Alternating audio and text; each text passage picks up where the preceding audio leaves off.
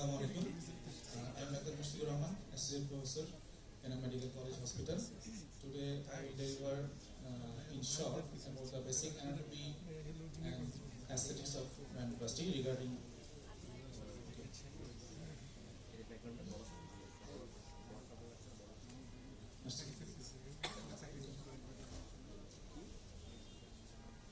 Today I will deliver the basic anatomy and aesthetics of nose regarding rhinoplasty in short. So, next slide. Come to the surface landmarks, as because the surface landmarks is very important for measurement and decision making in rhinoplasty. So, at first, come to the glabella. It is the midpoint between the two superciliary bridge, and come to the nasion point, which is very important, and it is the junction between the frontal bone and the nasal bone, we know. And the area related to the nasion is the radix area. So come to the this point, which is rhinion, which is a junction between the nasal bone and upper lateral cartilage, and it is the keystone point, very important point for the dorsal aesthetics. So number 4 is the supratip area. This is the tip area. This is the lymphatic lobule, and this is the columella. In lateral view, we find this area, which is the alar crease area, which is very important for the measurement of the tip projection and tip angulation. So, next. Some topographic landmarks and areas. So, in the lateral view, we are demonstrating the upper lateral cartilage and the lower lateral cartilage, and the junction between this area, this junction is called the scroll area, which is very important for the tip stability. Next. So in lateral view, we see the radix area. There is the central radix area and lateral radix area. This is the scroll area and supratip and tip area. Next. Next. So we have to learn first the anatomical layers of the nasal envelope. Okay. So we have 5 anatomical layers of nasal envelope. There is the skin, superficial fatty layer, fibromuscular layer. There is the smashed layer, deep fatty layer, and perichondrium and periosteum layer. We usually dissect, our dissection plane is the supraperichondrial or supraperiosteum layer. There is a deep fatty layer. Next. So this is the picture of some anatomical layer of the skin. This is the smash area. This is the smash area. Next.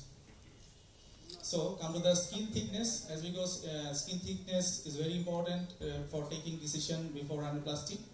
Skin thickness is various skin thickness present in various portion of the nose, in the midline especially. The skin thickness is thickest in the upper 1/3, and it is the thinnest in the middle third, and it is very variable in the lower 1/3. So,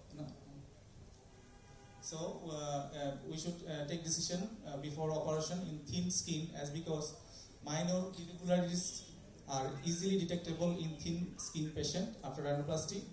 And in case of thick skin, the refinement and narrowing of the nasal tip may be obscured after operation. So this is challenging, and sometimes we have to overcorrect the nasal tip. Next. So come to the nasal vaults. We divide the nasal nose in 2 vaults. There is bony vault and cartilaginous vault. Again, the cartilaginous vault is divided into upper and lower cartilaginous vault. In bony vault, composed of the nasal bone and frontal process of maxilla. This nasal bone is thick in the upper part and progressively become thinner in the lower part, and form a junction with the upper lateral cartilage. This is which form the keystone point or K point. So this area is very important during rhinoplasty surgery, as because destruction of this area may cause the open loop deformity or inverted V deformity. So This is the bony vault. Next, come to the cartilaginous vault. The upper lateral cartilage actually underlay the nasal bone for 6 to 8 millimeter, and the junction form a tight synchondrosis. It called the keystone area, which is formed by the upper lateral cartilage and nasal bone, and also by the dorsal septum.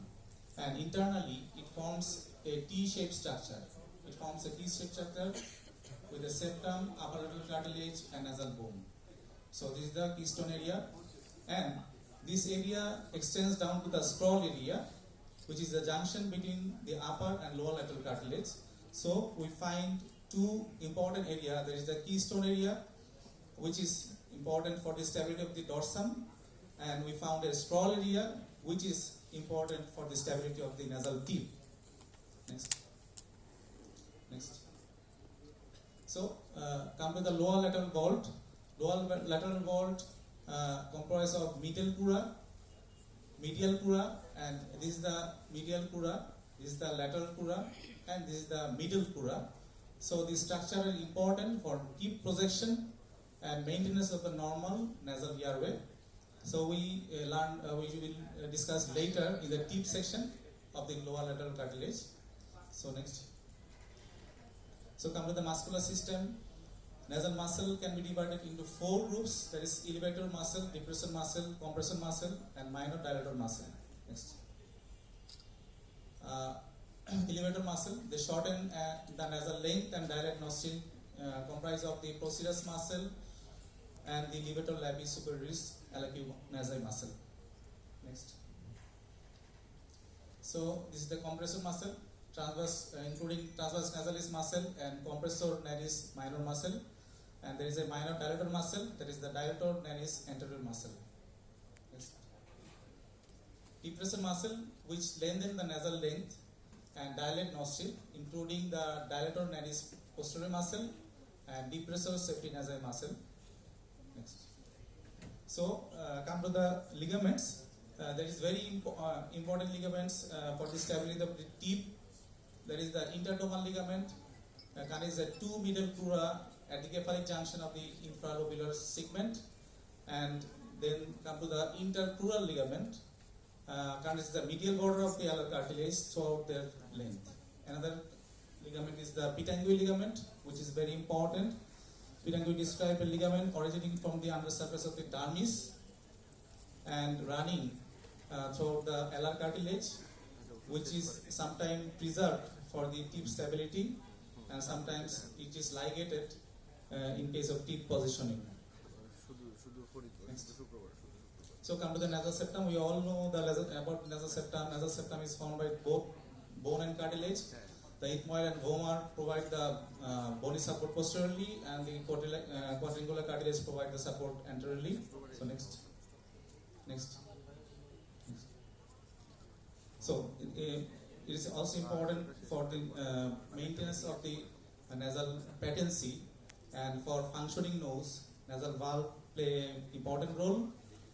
We have 2 nasal valves. There is external nasal valve formed by the lower lateral cartilage and nasal septum, and another is internal nasal valve, which is formed by the nasal septum and the upper lateral cartilage. For proper nasal patency, we should maintain an angle between the 10 to 15 degree angle between this septum and upper lateral cartilage. So this is the nasal valve angle of internal nasal valve, which should be between the 10 to 15 degree for maintenance of a functional nose and for maintenance of the nasal patency. Okay. Sorry to interrupt the speaker, because